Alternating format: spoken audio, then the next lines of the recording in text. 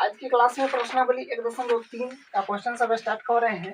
Question एक है, सिद्ध कीजिए कि √5 एक अपरिमेय संख्या है। तो आपको हमेशा मानना है कि जो संख्या दे अपरिमेय उसको परिमेय मानना है पहला स्टेप में। तो टाइप 1 का क्वेश्चन हो या टाइप 2 का क्वेश्चन हो, तो यहाँ से हम शुरू कर रहे हैं। तो यहाँ पर लिखेंगे माना √5 एक परिमेय संख्या है। माना √5 एक परिमेय संख्या है।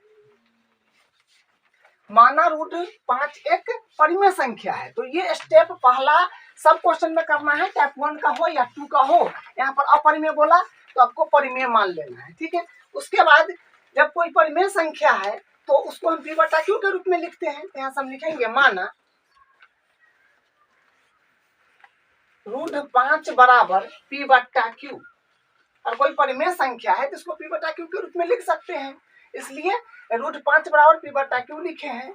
और यहाँ पर ब्रैकेट में लिख देंगे चूंकि q = 0, कोई भी संख्या के डिवाइड में 0 नहीं होना चाहिए, जो ये बात आप जानते हैं। उसके बाद लिखेंगे तथा p व q सह अभाज्य है। तथा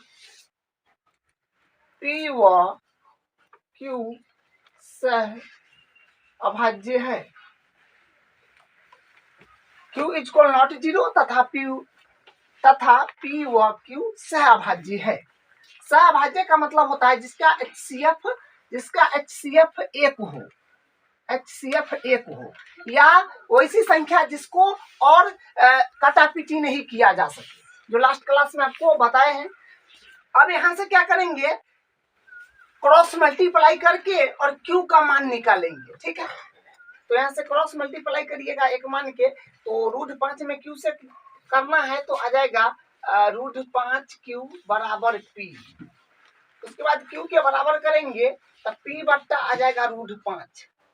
तो यहाँ से आ गया q बराबर p/√5। अब उसके बाद दोनों तरफ वर्ग कर देंगे ताकि रूट हट जाए। वर्ग इसलिए करते हैं कि वो रूट का संख्या जो हो वो रूट से बाहर हो जाए, रूट हटाने के लिए वर्ग करते हैं। क्या लिखेंगे, दोनों तरफ वर्ग करने पर, दोनों तरफ वर्ग करने पर, वर्ग यानी स्क्वायर करना है, तो q पर स्क्वायर हो जाएगा और बराबर p का स्क्वायर हो जाएगा।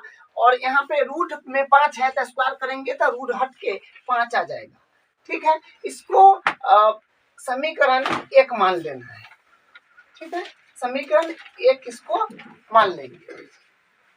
उसके बाद यहाँ से लिखेंगे, देखिए यहाँ से क्या लिखेंगे कि p व q को हम माने थे सहअभाज्य। तो सहअभाज्य संख्या जो होता है वो पूर्णांक होता है। यहाँ से लिखेंगे चूंकि q² एक पूर्णांक है,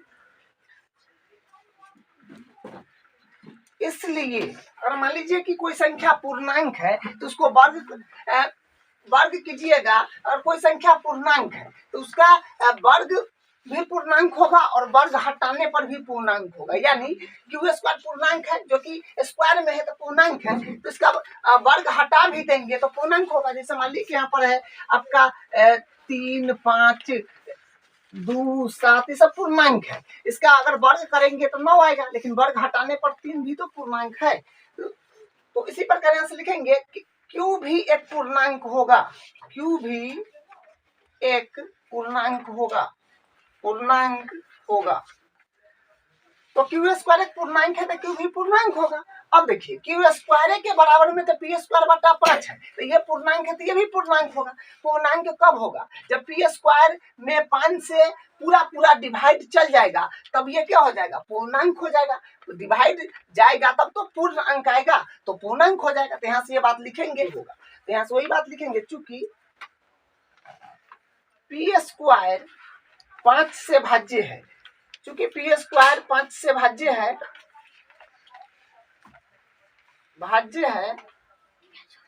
चूंकि p² 5 से भाज्य है तो स्क्वायर हटा देंगे तो भी भाज्य होगा, तो लिखेंगे इसलिए p भी 5 से भाज्य होगा, इसलिए p भी 5 से भाज्य होगा। जो आपको बताए थे, ये बात परिमेय में हम बताए थे, ठीक है। ये बात परिमेय में दिया गया था, तो यही तो इसलिए p भी 5 से भाज्य होगा। तो यहाँ से क्या हो जाएगा, अगर मान ली कोई संख्या अगर किसी से भाज्य है तो कुछ ना कुछ आएगा। तो यहाँ पर लिखेंगे माना p बट्टा 5। हम कह रहे हैं कि p भी 5 से भाज्य है, तब p में 5 से भाग दिए तो कुछ ना कुछ आएगा। तो इसमें माने कि k1 आया, ठीक है। यहाँ पे लिखेंगे माना k1 एक पूर्णांक है, माना k1 एक पूर्णांक है, माना k1 एक पूर्णांक है। तो p 5 से डिवाइड है, तो डिवाइड दिए तो कोई संख्या आया, तो मान लीजिए उसको k1 आया, तो k1 एक पूर्णांक है, ठीक है। अब उसके बाद यहाँ से क्या करना है, क्रॉस मल्टीप्लाई कर दीजिएगा एक मान के, यहाँ से आ जाएगा p बराबर 5k1। इसको समीकरण 1 नाम दे दीजिए, सॉरी समीकरण 1 यहाँ पर है, इसको समीकरण 2 नाम दे दीजिए, ठीक है। तो देखिए यहाँ तक करने में क्या किए, ये समीकरण 2 हो गया, तो हम कुछ नहीं किए, जो संख्या हमको अपरिमेय सिद्ध करना था उसको परिमेय मान लिए। पहला स्टेप वही करना है, टाइप 1 का क्वेश्चन है या 2 का रहे, परिमेय मानना है। जब कोई संख्या परिमेय होता है तो p बटा q के रूप में लिखते हैं, ठीक है। और ये जानते हैं कि कोई भी संख्या के डिवाइड में शून्य नहीं होना चाहिए, तो ये बात लिखा है। और p व q सहअभाज्य है, सहअभाज्य है। उसके बाद यहाँ से हम क्या करेंगे, क्रॉस मल्टीप्लाई करके q का मान निकाल लेंगे, उसके बाद दोनों तरफ वर्ग कर देंगे ताकि रूट हट जाए।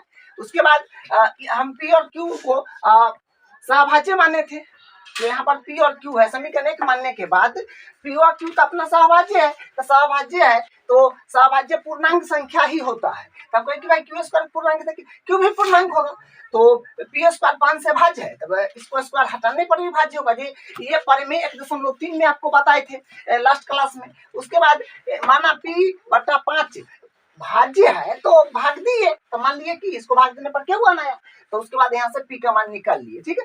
तो आपका टाइप 1 के क्वेश्चन में रूट 5 रहे, रूट 7 रहे, रूट 13 रहे, जो भी रहे आपको इसी तरह से बनाना है, सेम स्टेटमेंट को फॉलो करना है, सेम आपका लॉजिक लगेगा, कुछ भी एक अक्षर भी हेल्पर नहीं होगा।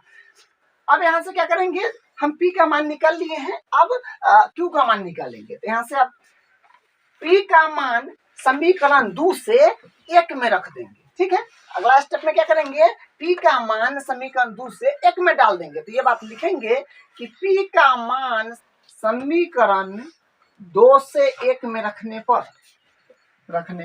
तो p का मान समीकरण 2 से 1 में रख देंगे, यानी p का मान अपने पास है 5k1, जो आप रख देंगे समीकरण 1 में, ठीक है। p के जगह जहां पर p हो, जो यहाँ पे है, तो यहाँ से हो जाएगा q स्क्वायर बराबर p। तो p के जगह आपको रखना है 5k1 बट्टा, और ये 5 है तो 5, लेकिन इस पर स्क्वायर है तो स्क्वायर चढ़ा दीजिए, होल स्क्वायर कर दीजिए।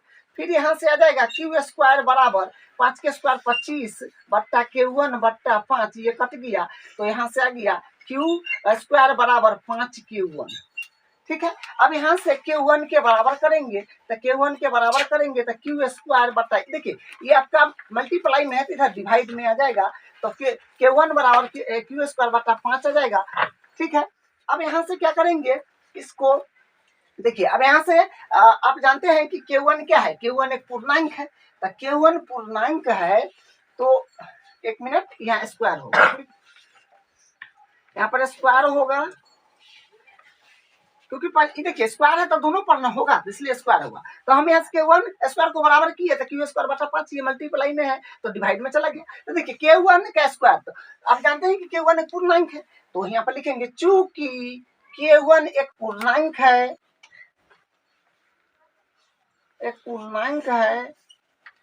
इसलिए, और कोई संख्या पूर्णांक में है, जैसे मान लीजिए कि यहाँ पर हम ले रहे हैं 7 लिए, तो 7 कहीं ना कहीं पूर्णांक में आता है, इसका स्क्वायर जब करिएगा तो 49 होगा, 49, 7 का स्क्वायर क्या होगा, 7 का स्क्वायर 49 होगा, जो कहीं ना कहीं पूर्णांक में ना आता है। तो वही बात यहाँ पर होगा कि k1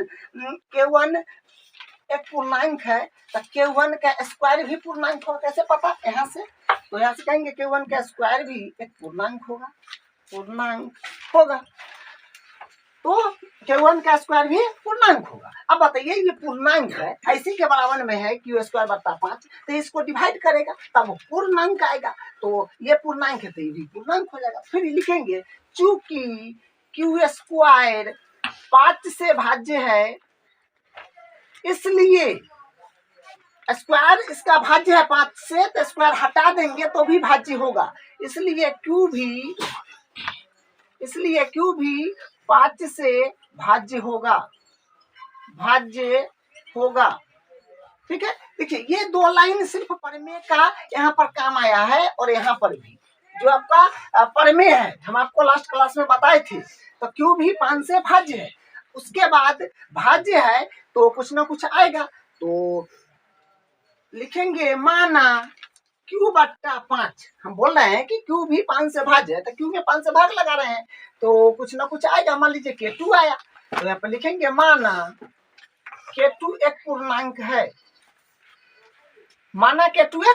है, अब यहाँ से क्रॉस मल्टीप्लाई कर दीजिए एक मान के, तो होगा Q बराबर, क्रॉस मल्टीप्लाई करिएगा तो Q का Q और 5K2, इसको मान लीजिए समीकरण 2 तक गए हैं, 2 माने हुए हैं, ये 3 हो जाएगा, ठीक है।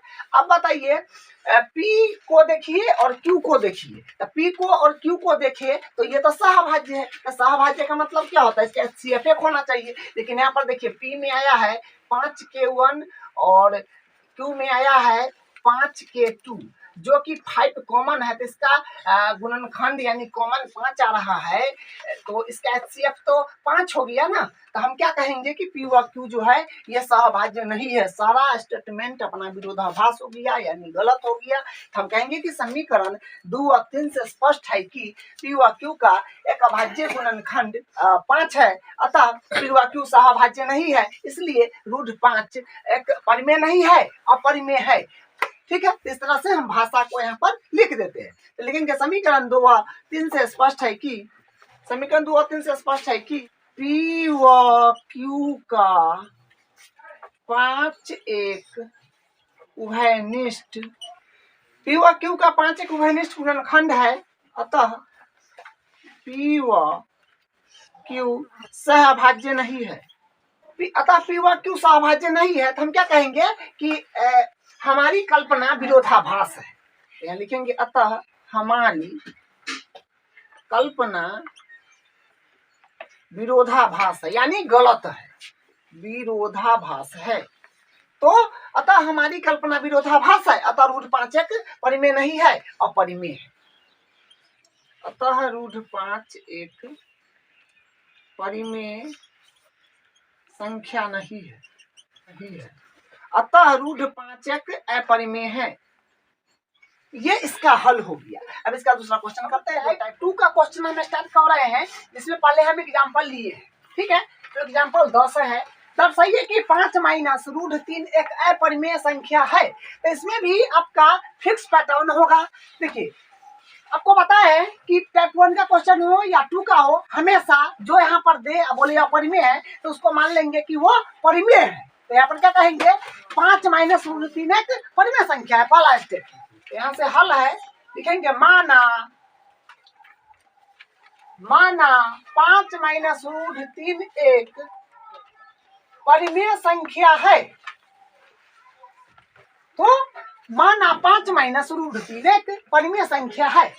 ये काम तो आपको दोनों टाइप के क्वेश्चन में करना है। उसके बाद अगर परिमेय है तो P बटा Q के रूप में लिखेंगे, यहाँ से फिर लिखेंगे माना 5 माइनस रूट 3 बराबर P बटा Q, और फिर ब्रैकेट में लिख देंगे कि Q इज इक्वल नॉट 0, किसी संख्या के डिवाइड में शून्य नहीं होता है, इसलिए लिखेंगे चूंकि Q इज इक्वल नॉट 0 तथा P व Q सहभाज्य है। उसके बाद तीसरा स्टेप में क्या करेंगे, सो देखिए इसमें आपको दो संख्या दिख रहा है, जो आपका है 5 और एक है √3, तो 5 जो है ये आपका परिमेय है अलग अलग अगर देखा जाए तो, और √3 ये अपरिमेय है, लेकिन 5 माइनस √3 एक साथ लिखा है इसलिए ये आपका अपरिमेय है, लेकिन 5 परिमेय है और √3 अपरिमेय है। तो हम रूट वाला संख्या, रूट में जो भी हो उसको अलग करेंगे और जो संख्या होगा बिना रूट के उसको अलग करेंगे। ठीक है, बस टाइप 2 के क्वेश्चन में इसी को ध्यान देना है। हम यहाँ क्या कर रहे हैं, √3 को हम इस तरफ ला रहे हैं। ठीक है, तो माइनस में है तो प्लस में हो जाएगा, और p/q को हम इस तरफ ला रहे हैं। ठीक है, तो यहाँ से हो जाएगा 5 है तो 5 एडिटिव बराबर के इधर है p/q, तो उधर भेजेंगे तो इधर प्लस में है तो उधर माइनस में हो जाएगा, तो p/q हो जाएगा बराबर, और ये माइनस में √3 है तो इधर आएगा तो प्लस में हो जाएगा √3, तो प्लस लिखने की जरूरी नहीं है, तो हम लिखेंगे डायरेक्ट √3, ऐसे ये प्लस में ही समझा जाएगा। ठीक है, तो ये इस तरह से बराबर में √3 हो गया। ठीक है, अब क्या करेंगे, इसको 1 मान लेंगे यहाँ पे, और इसको एलसीएम लेकर के जो होगा भिन्न की जोड़ घटाओ वो सब कर लेंगे। तो यहाँ से आप 1 की और q के एलसीएम लीजिएगा तो q आ जाएगा, और 1 का पहरा q का पढ़िएगा तो q आएगा, तो 5q हो जाएगा। सिंपल, यहाँ पर जो है बेसिक कैलकुलेशन है, q इकाई q तो p इकाई p बराबर √3। उसके बाद अब आपको क्या करना है, इसको समीकरण 1 मान लेना है। हम आपको क्या कहे थे, एक आपको रूट वाला संख्या दिखेगा, एक बिना रूट वाला दिखेगा, तो रूट वाला संख्या को एकदम बराबर के इस तरफ या उस तरफ कर देना है अकेला, और जो संख्या होगा नॉर्मल उसको p/q के जरिए कर देना है। इसी स्टेप को यहाँ ध्यान रखना है, और ये आपको समीकरण 1 मान लेना है। ठीक है, तो इसको समीकरण 1 मान लिए। अब यहाँ से लिखेंगे चूंकि p व q पूर्णांक है, क्योंकि देखिए p और q को सहभाज्य माने हैं तो पूर्णांक होगा, यहाँ से लिखेंगे चूंकि p व q पूर्णांक है, इसलिए और मान लीजिए p व q पूर्णांक है और ये पूर्णांक में कोई संख्या से हम मल्टीप्लाई कर देंगे तो वही पूर्णांक बनेगा, और उसी में से फिर कोई पूर्णांक घटा लेंगे तो ये पूर्णांक बनेगा, जाहिर सी बात है। यहाँ से लिखेंगे 5q माइनस p भी एक पूर्णांक होगा, इसलिए 5q माइनस p भी एक पूर्णांक होगा।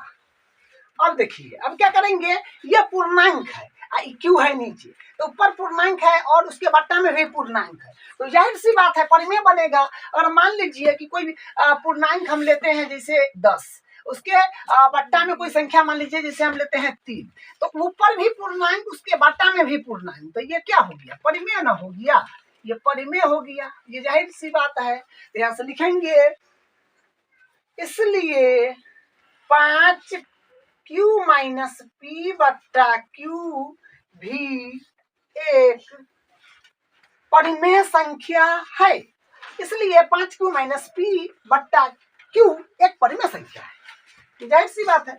अब देखिए यहाँ से क्या होगा, अब हम कहेंगे समीकरण 1 से स्पष्ट है कि 5q माइनस p/q बराबर √3, जो कि एक अपरिमेय संख्या है,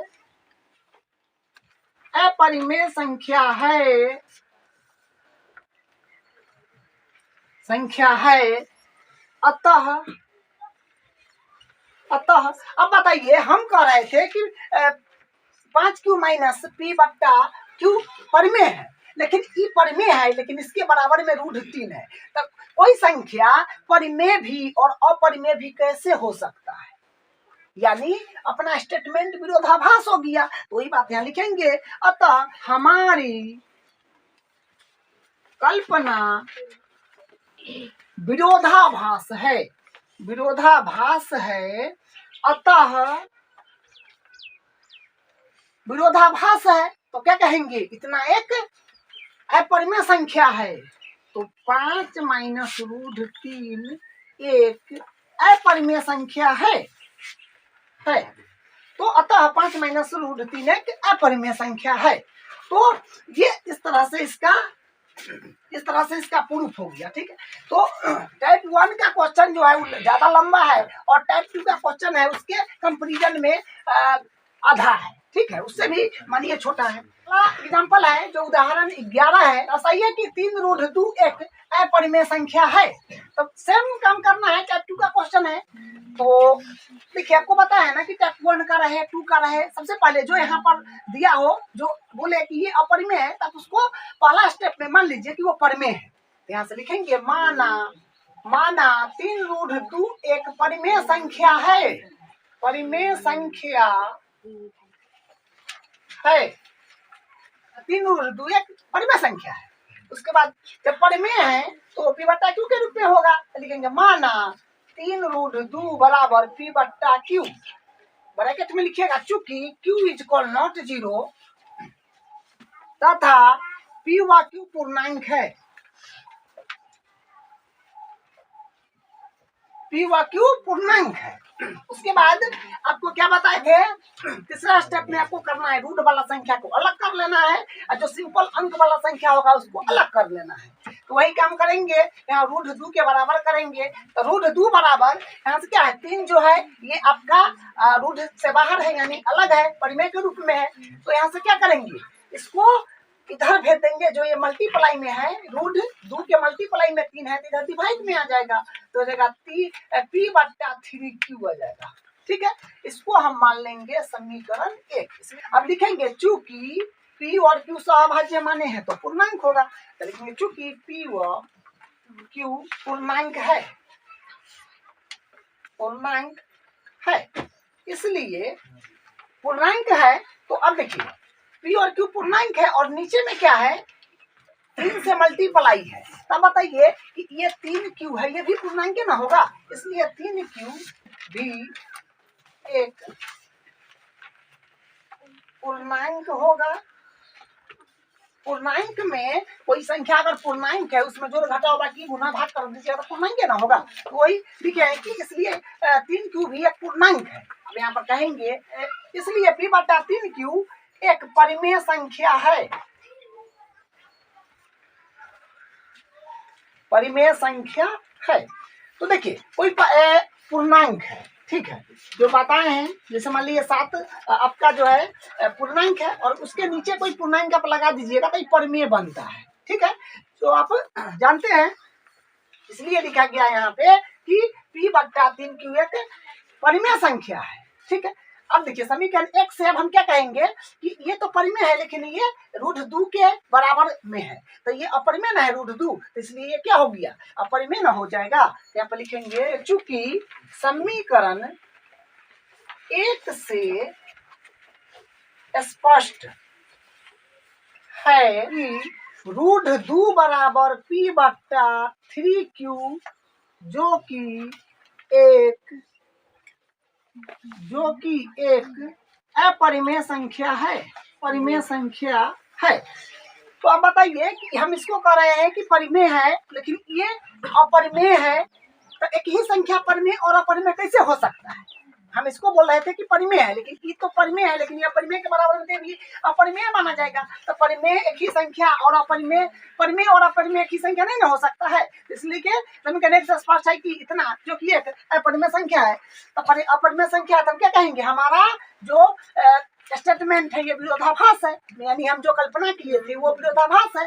तो लिखेंगे अतः हमारी कल्पना विरोधाभास है, अतः 3 रूट 2 एक अपरिमेय संख्या है। क्या है, तो अतः 3 रूट 2 एक अपरिमेय संख्या है। तो ये आपका 2 एग्जाम्पल था टाइप 2 का। अब इसका प्रश्न का क्वेश्चन करते हैं जो टाइप 2 का है। ठीक है, यही इसका प्रश्न संख्या 2 है, सिद्ध कीजिए कि 3 + 2 रूट 5 एक अपरिमेय संख्या है। सेम काम करना है, पहले आप मानिएगा कि माना वो एक परिमेय संख्या है, तो लिखेंगे माना 3 + 2 रूट 5 एक परिमेय संख्या है, जो कि हम लगातार यही काम करते हैं, टाइप 1 का क्वेश्चन रहे या 2 का रहे, जो कि आपको करना है हमेशा। तो माना 3 + 2 रूट 5 एक परिमेय संख्या है। परिमेय संख्या है तो परिमेय है तो p बटा q के रूप में होगा, ये तो जाहिर सी बात है। तो लिखेंगे माना 3 प्लस 2 रूट 5 बराबर पी बट्टा क्यू। परिमेय है तो पी बट्टा क्यू के रूप में होगा। ब्रैकेट में लिख दीजिएगा चूंकि क्यू इज इक्वल नॉट 0, जो कि आप जानते हैं किसी संख्या के डिवाइड में शून्य नहीं होना चाहिए, तथा पी व क्यू पूर्णांक है। ठीक है, अब क्या कीजिए, तीसरा स्टेप में आपको बताया है हमेशा रूट वाला संख्या को एक तरफ रखिए और जो संख्या रूट के बाद जितना बच गया पी बट्टा क्यू के तरफ कर दीजिए। ठीक है, तो वही काम करेंगे यहाँ से। तो रूट यहाँ पर अभी साथ में है 2 रूट 5, इसको एडिटिव रखिएगा क्योंकि एक बार में क्यों के भेजना है। तो ये आपका प्लस में है तो 3 को उधर भेजिएगा तो माइनस में हो जाएगा, तो हो जाएगा पी बट्टा क्यू, और ये प्लस में है तो इधर माइनस में हो जाएगा। ठीक है, अब इसको एलसीएम कर लीजिए, तब 2 इंटू रूट 5 यानी 2 रूट 5 बराबर, इसको एलसीएम लीजिएगा तो क्यू आ जाएगा, तो पी माइनस 3q। ठीक है, 3q, ये क्यू है 3q। अब उसके बाद क्या कीजिएगा, ये जो है देखिए अभी भी सिंगल संख्या ना है रूट में, रूट के साथ 2 भी है, तो ये आपका मल्टीप्लाई में डिवाइड में आ जाएगा, इधर भेज दीजिए, आ जाएगा रूट 5 बराबर पी माइनस 3q, मल्टीप्लाई में है डिवाइड में आ गया। अब इसको समीकरण एक नाम दे दीजिए। जब आपका रूट में अकेला संख्या बच जाए तो वहां पर आप समीकरण एक नाम दे दीजिए और उसके बाद जो भाषा लिखना है सो लिख दीजिए। क्या लिखते हैं, तो लिखेंगे चूंकि पी व क्यू पूर्णांक है, क्यू पूर्णांक है, पूर्णांक है, इसलिए अब बताइए पी व क्यू पूर्णांक है। कोई पूर्णांक में अगर आप मल्टीप्लाई करके और घटा रहे हैं तो भी तो पूर्णांक बनेगा, जो जाहिर सी बात है। तो यहां से लिखेंगे P माइनस 3q व ये भी तो पूर्णांक होगा, व 2q भी एक पूर्णांक है।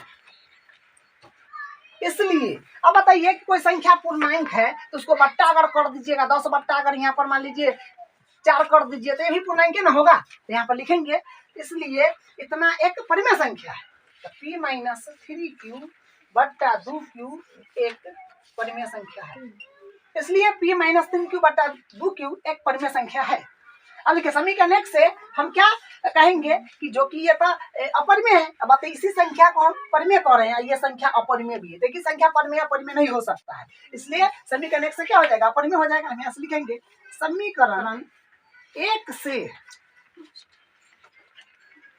स्पष्ट है कि, समीकरण 1 से स्पष्ट है कि रूट 5 बराबर P माइनस 3q बट्टा 2q जो कि एक क्या है, जो कि एक अपरिमेय संख्या है, अपरिमेय संख्या है।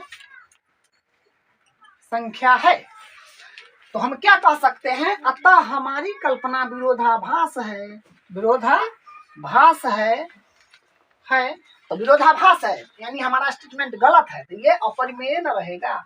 तब कहेंगे अतः 3 प्लस 2 रूट 5 एक अपरिमेय संख्या है। अब इसका अगला क्वेश्चन करते हैं, सिद्ध कीजिए कि निम्नलिखित संख्या है अपरिमेय संख्या है। इसमें 3 क्वेश्चन दिया है, इसको करते हैं। तो सबसे पहले आपको वो पैटर्न वही पैटर्न आपको फॉलो करना है। तो यहाँ से लिखेंगे माना 1/√2 एक परिमेय संख्या है, परिमेय संख्या है जो हम लोग करते आ रहे हैं लगातार, तो परिमेय है तो P बटा क्यू के रूप में होगा। यहाँ से लिखेगा माना 1/√2 बराबर P बटा क्यू, ब्रैकेट में लिख दीजिएगा चूंकि Q इज नॉट 0 तथा P व Q सह अभाज्य है। इसमें क्या है कि आप इसको अगर पलटी मार देंगे तो क्या होगा, देखिए पलटी मारिएगा तो आपका ऐसा हो जाएगा, रूट 2 नीचे है तो ऊपर चला जाएगा, एक नीचे चला जाएगा, तो एक नीचे लोग नहीं लिखता है, या लिखना चाहे तो लिख सकते हैं, तो ये भी पलट जाएगा, Q बट्टा P हो जाएगा। यहाँ पर हम क्या लिखे हैं, यहाँ पर है आपका Q इज नॉट 0। अब बताइए Q इज नॉट 0, तो Q तो यहाँ ऊपर चल गया, तो परिमेय संख्या में Q तो नीचे आता है ना, P बटा Q, तो Q नीचे ना आना चाहिए, तो यहाँ ऊपर चल गया, तो यहाँ पर क्या बोलते हैं P भी तो 0 हो सकता है यहाँ पर, तो ये क्या हो गया, ये ऐसे बनाना गलत हो जाएगा, इसलिए हम इसको क्या करेंगे, हरों का परिमेयकरण कर लेंगे ताकि गलती अपना क्वेश्चन नहीं हो, उसका आंसर गलत नहीं हो। तो इसलिए हम यहाँ पर हरों का परिमेयकरण करेंगे। तो हरों का परिमेयकरण जो आप 9th क्लास में पढ़े हैं, जो संख्या नीचे रहता है रूट वाला संख्या को हम क्या करते हैं, ऊपर नीचे मल्टीप्लाई कर देते हैं। तो 1/√2 और ये नीचे क्या है, √2 है, इसी के √2 से ऊपर नीचे गुना कर दीजिए। √2/√2 ऊपर नीचे गुना हो गया और इधर हो गया आपका p/q एडिटिज। अब क्या आ जाएगा, यहाँ से इसको मल्टीप्लाई करिएगा 1 में √2 से, तो √2 आएगा, और √2 में √2 से करिएगा तो रूट में 4 आएगा, जो कि वर्गमूल होकर के 2 आ जाएगा। या फिर आप डायरेक्ट समझिए √2 तो 2 हो जाएगा और p/q। अब देखिए सेटिस्फाई कर रहा है, q = not 0, q = not 0 नहीं होता है, जो सत्य बात है। अब यहाँ से क्या करेंगे, आपको बताए हैं कि रूट वाला संख्या को एक तरफ, और जो संख्या रूट के साथ जोड़ घटाव गुना भाग जो में रहे, जो जोड़ घटाव गुना भाग में रहे, उसको p/q की तरफ कर देना है। तो यहाँ से हम लिखेंगे √2 बराबर, देखिए ये आपका डिवाइड में है तो इधर मल्टीप्लाई में आ जाएगा, तो 2 p/q हो जाएगा। अब बस इसको समीकरण 1 मान लीजिए, क्योंकि हम रूट वाला संख्या को अलग कर दिए हैं। तो ये हो गया समीकरण 1। अब सब वही भाषा लिख दीजिएगा, तो लिखेंगे चूंकि p व q पूर्णांक है,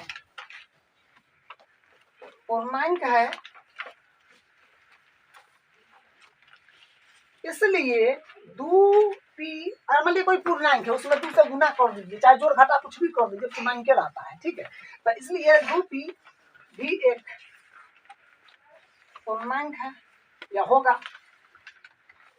तो अब क्या कहेंगे कि पूर्णांक है और पूर्णांक के बट्टा में फिर पूर्णांक है, तो प्रमेय बन जाएगा, जो आप जानते हैं। यहाँ से लिखेंगे इसलिए 2p/q एक परिमेय संख्या है। तो अब देखिए समीकरण 1 से क्या होगा, ये संख्या परिमेय है, लिखनी है, ये अपरिमेय के बराबर में है, तो ये अपरिमेय न कहा जाएगा। तो ये संख्या परिमेय अपरिमेय नहीं हो सकता। तो यहाँ से लिखेंगे समीकरण 1 से स्पष्ट है √2 बराबर 2p/q, जो कि एक अपरिमेय संख्या है। समीकरण 1 से स्पष्ट है कि √2 बराबर 2p/q, जो कि एक अपरिमेय है। हम यहाँ क्या कहेंगे, अतः हमारी कल्पना विरोधाभास है, अतः 1/√2 एक अपरिमेय संख्या है। तो हम क्वेश्चन नंबर 1 का हल कर दिए, ठीक है। देखिए हम कुछ भी चेंज नहीं कर रहे हैं, सारा वही काम हो रहा है, बस यहाँ पर जो अंक के अकॉर्डिंग बदल रहा है, ठीक है। तो आप इसको प्रैक्टिस करिए, एक बार दो बार आपको अच्छे से आ जाएगा, ठीक है। अब इसका 2 नंबर क्वेश्चन है 7√5। फिर वही काम करेंगे, माना 7√5 एक परिमेय संख्या है, क्या है। देखिए अब आपको भारी नहीं लगना चाहिए, आप हमसे पहले करने का प्रयास कीजिए, क्योंकि एक ही चीज बार बार करते करते रट गया होगा, ठीक है। तो यहाँ सब पहला स्टेप तो यही करते हैं कि माना 7√5 एक परिमेय संख्या है। जब परिमेय है तो फिर p/q, तो माना 7√5 बराबर p/q, बस वही काम करिएगा ब्रैकेट में, चूंकि q = not 0 तथा। अब क्या करेंगे, आपको बताए हैं हमेशा थर्ड स्टेप में रूट में जो संख्या होगा उसको अलग कर देना है, जो बचा उसको p/q की तरफ कर देना है। तो वही काम करिएगा। तो √5 को एडिटिव छोड़िए, ये आपका मल्टीप्लाई नहीं था, डिवाइड में आ जाएगा। यहाँ पर देखिए सिंपल जो है, ये बेसिक कैलकुलेशन है मैथमेटिक्स का, ठीक है। तो ये हो गया, रूट में अकेला छूट गया, तो समझ लीजिए आपका काम बन गया। इसको समीकरण का नाम दे दीजिए और भाषा लिखना शुरू कर दीजिए, ठीक है। चूंकि p/q पूर्णांक है, सेम काम सेम भाषा लिखना है आपको। तो चूंकि p/q पूर्णांक है, तो हम क्या कहेंगे, इसलिए 7q भी एक पूर्णांक होगा। पता है पूर्णांक का गया तो वो परिमेय बनता है, तो लिखेगा इसलिए p/7q,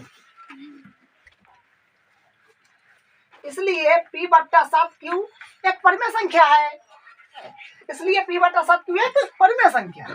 तो परिमेय संख्या है, तो ये देखिए ये संख्या जो है आपका, ये परिमेय भी है, और यहाँ देखिए अपरिमेय भी है, क्योंकि अपरिमेय के बराबर में परिमेय संख्या लग गया तो भी क्या हो गया, अपरिमेय हो गया। तो यहाँ से लिखेंगे चूंकि समीकरण 1 से स्पष्ट है कि रूढ़ 5 बराबर P/7Q जो कि एक अपरिमेय संख्या है। क्या है? समीकरण 1 से स्पष्ट है कि रूढ़ 5 बराबर P/7Q जो कि एक अपरिमेय संख्या है। तो यानी हमारा कथन जो है ये विरोधाभास है, जो हम बनाए हैं वो गलत स्टेटमेंट है। यहाँ से लिखेंगे अतः हमारी कल्पना विरोधाभास है। सब क्या कहेंगे? अतः विरोधाभास है तो वो अपरिमेय न रहेगा, तो लिखेंगे अतः 7√5 एक अपरिमेय संख्या है। तो इस तरह से क्वेश्चन नंबर 3 देखिए। अब फिर वही काम करेंगे। माना पहला स्टेप हमेशा फिक्स रहेगा, वही काम करते हैं, टाइप 1 में रहे या 2 में रहे, जो क्वेश्चन रहे। तो माना 6√2 एक परिमेय संख्या है, तो माना 6 + √2 एक परिमेय संख्या है। तो परिमेय है तो फिर P/Q के रूप में होगा। तो माना 6 + √2 बराबर P/Q। फिर वही बात लिखिएगा, चूंकि Q = not 0, जो आप जानते हैं किसी भी संख्या के डिवाइड में शून्य नहीं होना चाहिए, ना तो वो अनंत हो जाएगा। तो Q = not 0 तथा P व Q अभाज्य है, अभाज्य है। तो ये तो आपको रट गया होगा, क्योंकि टाइप 1 का क्वेश्चन रहे, 2 का रहे, इतना तो आपको लिखना ही पड़ेगा। अब इसमें क्या करते हैं, रूढ़ में जो संख्या होगा उसको अलग करते हैं, रूढ़ के बाद जो भी संख्या हो प्लस में, जोड़ में, घटाव में जो रहे उसको P/Q के साथ करते हैं। यहाँ से फिर हम क्या करेंगे, रूढ़ 2 बराबर यहाँ से करेंगे P/, देखिए ये आपका जोड़ में है, इधर घटाव में आएगा जो कि 6 है, तो ये जोड़ में था तो घटाव में आ गया। इसको एलसीएम एक बार लेकर के इनका जोड़ घटाव कर लीजिए। तो रूढ़ 2 बराबर यहाँ से आ जाएगा Q एलसीएम P-6Q। इसको समीकरण 1 मान लीजिए, क्योंकि इससे आगे आप कुछ नहीं हो सकता। अब यहाँ से क्या करेंगे, बस इसी प्रकार भाषा लिख दीजिएगा। चूंकि P व Q पूर्णांक है, इसलिए कोई भी पूर्णांक संख्या में अगर किसी संख्या से आप मल्टीप्लाई कर दीजिए और घटा दीजिए तो पूर्णांक होता है, जो आप जानते हैं। तो इसलिए P-6Q भी एक पूर्णांक है। तो P-6Q भी एक पूर्णांक है। अब यहाँ से लिख दीजिए, पूर्णांक है ऊपर और नीचे भी पूर्णांक है, तो पूर्णांक बट्टा पूर्णांक परिमेय होता है। ठीक है, यहाँ से फिर लिखिएगा, इसलिए P-6Q बट्टा Q एक परिमेय संख्या है। पूर्णांक बट्टा पूर्णांक क्या होता है, परिमेय होता है। तो ये एक परिमेय संख्या है, परिमेय संख्या है। जब परिमेय संख्या है ये, तो ये अपरिमेय के बराबर में लगा हुआ है। ये संख्या परिमेय है, लेकिन ये संख्या जो है क्या है, अपरिमेय के बराबर में लगा हुआ है। तो एक ही संख्या परिमेय अपरिमेय तो नहीं हो सकता है। तो क्या हो गया, यहाँ से हमारा स्टेटमेंट गलत है, विरोधाभास है, यानी हम जो कल्पना की गलत हो गया। तो फिर वही बात लिख देंगे। आपको रट गया होगा, बस उसी तरह से लिखना है। तो यहाँ से लिखेगा, समीकरण 1 से स्पष्ट है कि रूढ़ 2 बराबर P-6Q बट्टा Q जो कि एक अपरिमेय संख्या है। तो समीकरण 1 से स्पष्ट है कि ये क्या है, अपरिमेय है, लेकिन हम कह रहे थे परिमेय है। तो संख्या परिमेय और परिमेय नहीं हो सकता है, अतः हमारी कल्पना या हमारी कथन विरोधाभास है। अतः विरोधाभास है, तो हम क्या कह सकते हैं, विरोधाभास है तो वो अपरिमेय था, तो अपरिमेय न रहेगा। तो लिखेंगे अतः 6 + √2 एक अपरिमेय संख्या है, अपरिमेय संख्या है। तो ये इसका आंसर है। और ये लास्ट क्वेश्चन था आपका। प्रश्नावली 1.3 कंप्लीट हो गया।